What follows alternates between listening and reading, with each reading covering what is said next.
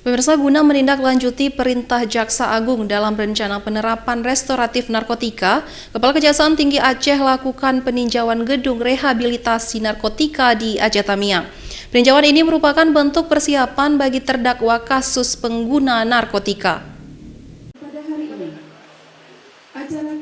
Peninjauan gedung rehabilitasi narkotika yang dilakukan oleh Kejati Aceh ini merupakan bentuk persiapan bagi terdakwa kasus pengguna narkotika yang nantinya akan mendapatkan restoratif narkotika dan harus menjalani rehabilitasi. Restoratif narkotika sendiri merupakan inisiasi Jaksa Agung untuk menekan overkapasitas yang terjadi di sejumlah rutan dan lapas akibat banyaknya terpidana pengguna narkotika yang saat ini tengah menjalani pidana. Untuk bisa mendapatkan restoratif narkotika, terpidana harus merupakan pengguna narkotika yang baru pertama kali terjerat pidana dan saat diamankan barang bukti narkotika tidak melebihi dari 1 gram.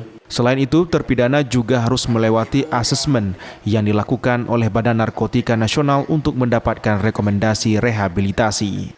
Sementara itu, rehabilitasi yang dilakukan di Kejaksaan Negeri Aceh Tamiang ini nantinya akan dilakukan di Gedung Pinere Rumah Sakit Umum Daerah Aceh Tamiang, di mana sebelumnya Kejari telah melakukan kerjasama dengan RSUD dan Dinas Sosial Aceh Tamiang.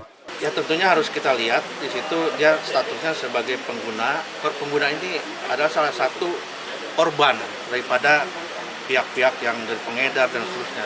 Ini tentunya harus kita selamatkan. Kemudian dari yang dikonsumsi juga kan ada ukurannya. Misalnya ukurannya sangat kecil, tidak misalnya 1 on, 1 gram, ini paling 0,0 sekian lah, itu yang kita lihat.